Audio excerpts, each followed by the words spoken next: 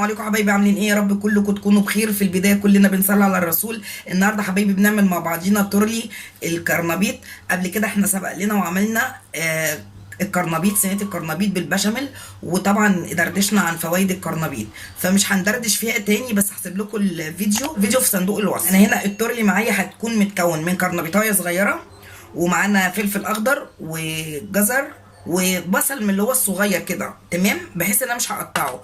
وطبعا عايزه كده كام فص توم زي ما احنا شايفين. وبهاراتنا هتكون عباره عن ملح الهيمالايا، كمون، فلفل اسمر. مش هكتر اكتر من كده، ليه؟ لان مش عايزه حاجه تحمي على الصدر، لان طبعا احنا عارفين ان الايام دي كلنا بنشتكي من معدتنا، بنحس بحمو.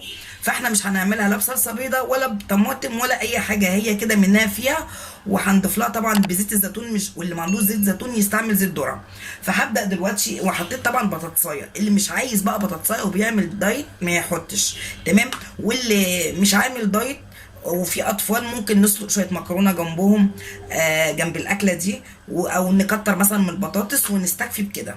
هنبدا بقى مع بعضينا نعمل مع بعض، هنقطعها وفي نفس الوقت هنعمل ايه، هنحطها في بلاستيكه كده، بحيث ان انا ايه اشطفهم تاني. انا غسلاهم بس هشطف تاني. هبدا بالبصل احطه، لان البصل ايه انا غسلاه، بس هحطه تاني بحيث ان هو يتغسل كله تاني مع بعضيه، الغسله اللي هي النهائيه دي. هنقطع بقى خضارنا ايه قطع كبيره، بحيث ان هو يتاكل بالشوكه زي سلطه مثلا كده. برضو انا ما كترتش البطاطس، ليه؟ لان انا برضو مش عايزه ايه اكتر نشويات وعشان خاطر السكر، وفي نفس الوقت اللي الحمد لله صحته كويسه ومش عايز يعمل دايت، عادي خالص يكتر البطاطس او ما يكترش البطاطس لو هياكل معاها رز او مكرونه، عشان خاطر مش عايزين نزود النشويات، لان طبعا احنا عارفين ان النشويات بتعمل ايه في الجسم.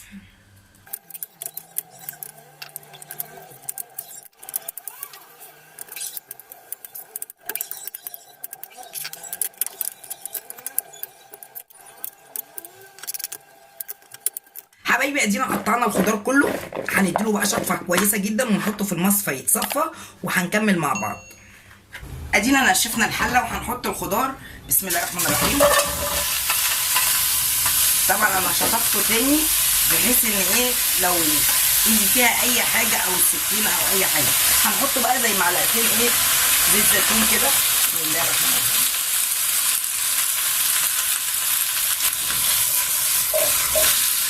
طبعا انا ما بحبش دايما اقلب الخضار، احب ان انا ايه اقلبه منه فيه كده بالحله. وهنحط الثوم، طبعا انا هرسته،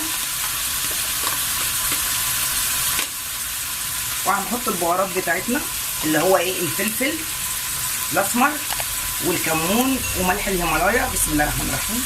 طبعا انتوا لو عايزين تحطوا ماجي ده يعني بمزاجكم على حسب الرغبه، واللي عايز دايت خالص ما يحطش طبعا لا ماجي ولا بطاطس، تمام. وبعدين اللي ما بيعملش دايت وعنده اطفال ممكن نسلق مكرونه ونحطها عليها، تمام. واللي عايز يحط صلصه برده ممكن يعمل صلصه على الطب وتدخلوها في الفرن ممكن، او ممكن تسيبوها بالحالات دي. طبعا انا هغطيها وكل شويه هبدا اقلب فيها بنفس الطريقه دي كده، ولما يستوي خالص الخضار معانا هوريكم باذن الله. بس انا عايزه اقول لكم ملحوظه، اول ما اشم ريحه الثوم هبدا اعمل ايه، احط نص كوبايه ميه، تمام. بس لما اشم ريحه الثوم ابدا احط نص كوبايه ميه وهوطي عليها بحيث انها تستوي والخضار كله يبقى سهل ايه للاكل. بس برده مش عايزاكم تعملوه ايه يعني مستوي قوي، لا، نص نص كده بيبقى الخضار لسه فايدته فيه. حبايبي ادي طبق الخضار طلع معانا، ورشيت على وشه كده شويه بقدونس. ويا رب تجربوا الطبق ده، هيعجبكم جدا، ينفع غدا وينفع عشاء وخفيف جدا. ولو حبيتوا انكم تحطوا عليه مثلا مكرونه، تمام، مكرونه بيضه هتبقى حلوه معاكم. واللي عايز يعمل دايت وخايف على معدته يبقى ايه كده بس من غير رز ولا مكرونه ولا عيش. اتمنى ان الفيديو يكون عجبكم. من اكل ودردشه من ام كريم.